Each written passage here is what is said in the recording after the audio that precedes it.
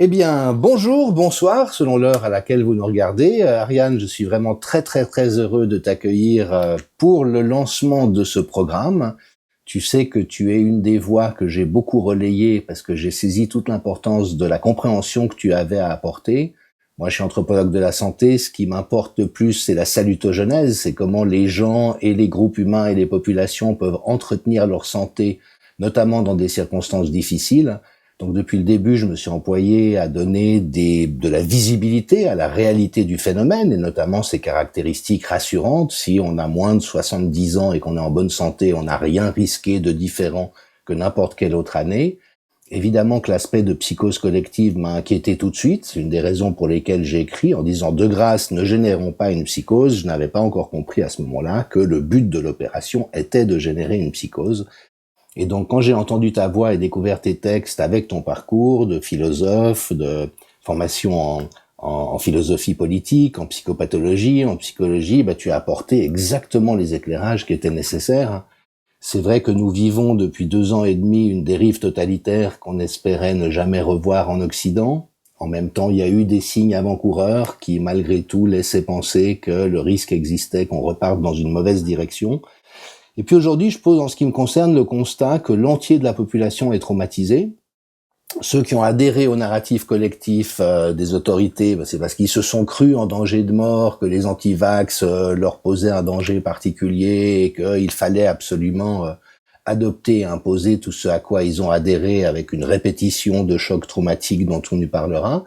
Et puis les gens qui ont eu la lucidité de comprendre ce qu'il se passait, eux, en tout cas c'est mon cas, moi je me sens traumatisé de voir une société que je croyais raisonnablement démocratique avoir basculé dans l'adhésion à la fureur totalitaire, et notamment plein de gens que j'estimais, qui étaient des collègues, des amis, des membres de ma famille, qui étaient des êtres humains comme moi, avec le même potentiel de bonté, se retrouver à se comporter comme des gens très robotisés aujourd'hui pour certains d'entre eux, et qui adhèrent de manière totalement primaire à notamment les injonctions de violence qui sont faites à la population. Donc ta parole, elle a été extraordinairement précieuse dans le paysage, et donc, je suis très heureux et honoré et je te remercie d'accepter de proposer cet atelier en ligne, Penser le phénomène totalitaire, parce que je suis convaincu qu'il peut énormément apporter à énormément de gens, et moi le premier. Merci beaucoup pour l'invitation, Jean-Dominique. Voilà, je te retourne aussi les compliments pour les apports incroyables, l'intégrité et le courage dont tu as fait preuve. Alors, cet atelier, Penser le phénomène totalitaire, je l'ai ouvert en janvier 2021 en me disant qu'il y avait un vrai besoin pour les gens de comprendre ce dans quoi nous étions, en tout cas. Ce qui est très important de savoir, c'est qu'on ne peut pas avoir une vision exhaustive. Personne ne peut avoir une vision exhaustive d'une situation.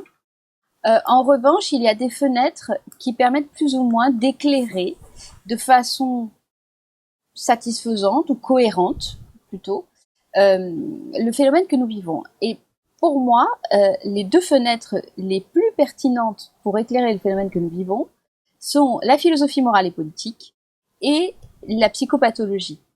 Alors, ça ne veut pas dire qu'il n'y a que ces fenêtres, ni que ces fenêtres sont des vérités en soi. C'est très important de rappeler à chacun que la pensée, elle n'est pas figée, elle est aussi là pour évoluer.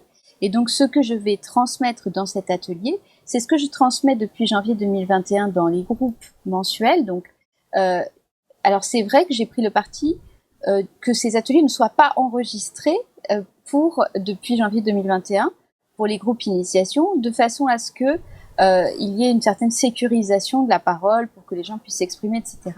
Mais en même temps, j'ai eu beaucoup de demandes de personnes qui ne pouvaient pas assister aux horaires, etc. Concernant cet atelier. Donc je pense que c'est important qu'il puisse exister sous un format où les personnes qui ne peuvent pas assister à cet atelier puissent le faire, en tout cas, et même celles qui y assistent, des fois ont besoin d'y revenir parce que c'est tout de même assez complexe. Alors ce que je vais présenter, c'est ma vision.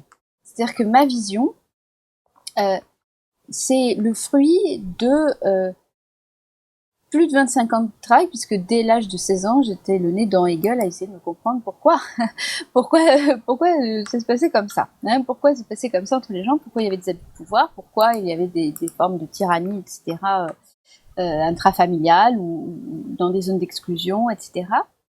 Et donc c'est une vision singulière à laquelle je ne demande encore une fois pas aux gens d'adhérer, simplement je la présente telle qu'elle m'apparaît pertinente aujourd'hui et je me laisse aussi le droit de la faire évoluer. Et j'ai d'ailleurs évolué entre ce que je pouvais formuler de ces questions il y a 10 ans et aujourd'hui. Et je crois que c'est important de rappeler que la pensée doit être libre dans un contexte où nous ne le sommes plus et où même penser, il n'est plus permis d'explorer dans la pensée, et c'est important d'aller explorer, y compris des pensées extrêmes, pour pouvoir ensuite revenir et se dire que là, ça ne va pas, en explorant ce chemin-là, on peut aller en explorer un autre, etc. Donc ça, en tout cas, c'est mon parti.